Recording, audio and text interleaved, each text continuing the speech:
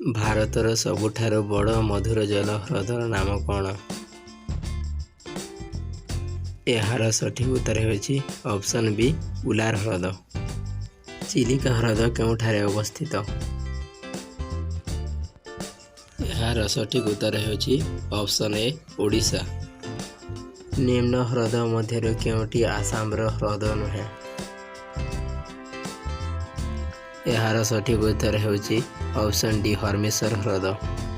ଦଲ ହ୍ରଦ ଭାରତର କେଉଁ ସହରରେ ଅବସ୍ଥିତ? ଏହାର ସଠିକ୍ ଉତ୍ତର ହେଉଛି ଅପସନ୍ ସି ଶ୍ରୀନଗର। ଭାରତର ସବୁଠାରୁ ବଡ଼ ଅକ୍ସବୋ ହ୍ରଦ କ'ଣ? ଏହାର ସଠିକ୍ ଉତ୍ତର ହେଉଛି ଅପସନ୍ ଡି କନ୍ନୌର ହ୍ରଦ। ଏଥିମଧ୍ୟରୁ କେଉଁଠି ମଧୁର ଜଳ ହ୍ରଦ? ଏହାର ସଠିକ୍ ଉତ୍ତର ହେଉଛି ଅପସନ୍ ସି ନୈନିତାଲ ହ୍ରଦ। ରାମସର ସମ୍ମିଳନୀ ଅଧୀନରେ ଥିବା ଆନ୍ତର୍ଜାତୀୟ ଗୁରୁତ୍ୱପୂର୍ଣ୍ଣ ପ୍ରଥମ ଭାରତୀୟ ଆର୍ଦ୍ରଭୂମିର ନାମ କ'ଣ? ଏହାର ସଠିକ୍ ଉତ୍ତର ହେଉଛି ଅପସନ୍ ଡି ଚିଲିକା ହ୍ରଦ। ନିମ୍ନ ହ୍ରଦ ମଧ୍ୟରୁ କେଉଁଟି ଏକ ଲଗୁନ୍ ହ୍ରଦ?